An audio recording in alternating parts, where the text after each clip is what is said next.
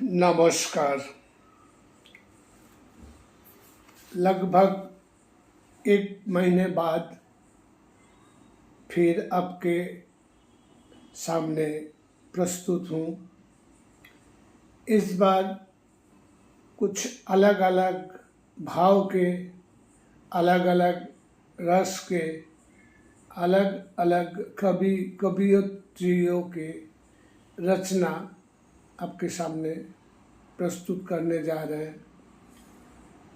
इस श्रृंखला में मेरा पहला प्रस्तुति है पंजाबी साहित्य के प्रमुख और सर्वश्रेष्ठ कवियत्री अमृता प्रीतम जी की रचना। मेरा हाल ही में प्रकाशित जीवन जेमन बांग्ला कविता संग्रह में मैं अपना खुद का हिंदी रचना 4 संकलित किया था और साथ में समसामयिक उर्दू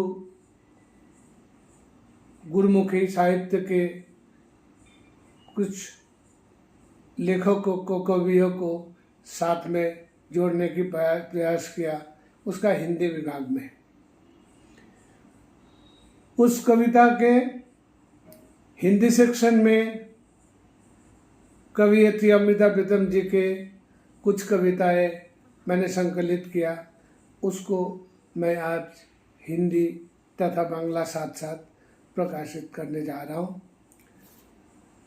पंजाबी भाषा के सर्वाधिक जनप्रिय महिला कवि, हिंदी और विश्व के करीब करीब 14-15 भाषाओं में अनुदित हुई उनकी रचनाएं, उनमें से सर्वाधिक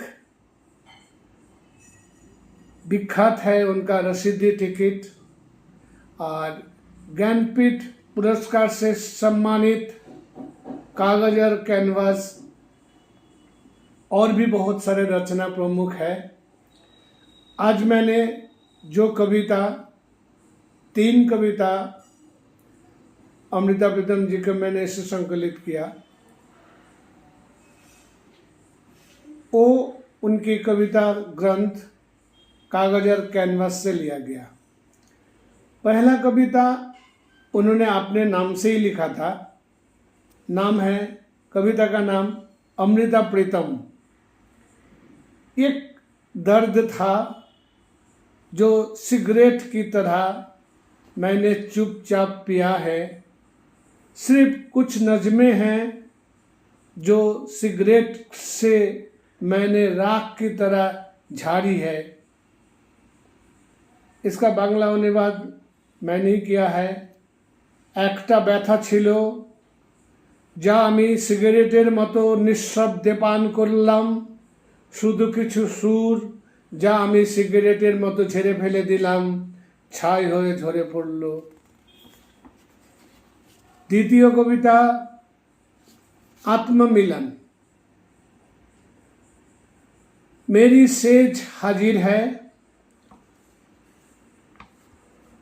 पर तुझे जूते और कमीज की तरह अपना बदन भी उतार दे, उधार मुड़े पे रख दे। कोई खास बात नहीं, ये अपने अपने देश की रियाज है। बांग्ला, আমার বাসর সাজানো কিন্তু জুতো আর জামার মতো, তুমি তোমার শরীরটাও খোলো আর রেখে দাও ওই মোড়াটায়। কোনো ব্যাপার নেই, এগুলো নিজের নিজের দেশের প্রচলন আর কি। তৃতীয় কবিতা विश्वास। एक अफवाह बड़ी काली, एक चमगादड़ की तरह मेरी कमरे में आई और दीवार से टकराती और दरारें सुराखे और सुरंग ढूंढती, पर आँखों की काली गलियों मैंने हाथों से ढक ली है और तेरे इश्क को मैंने कानों में रुई की तरह लगा ली है। বিশ্বাস अनुवाद सुजीत बर्मन। কালো এক গুজব চামচিকের মতো আমার ঘরে ঢুকে দেয়ালে ধাক্কা খেয়ে শূন্য গর্ত সুড়ঙ্গ ঘুরছিল, কিন্তু আমি চোখের কালো কোটর হাত দিয়ে ঢেকে কানে दिलाम तुम्हार प्रेमेर तुलो। इस श्रृंखला में अंतिम कविता प्रस्तुत है हिंदी साहित्य के एक सफल कवि सर्वेश्वर दयाल सक्सेना जी के। कविता का नाम आश्रय।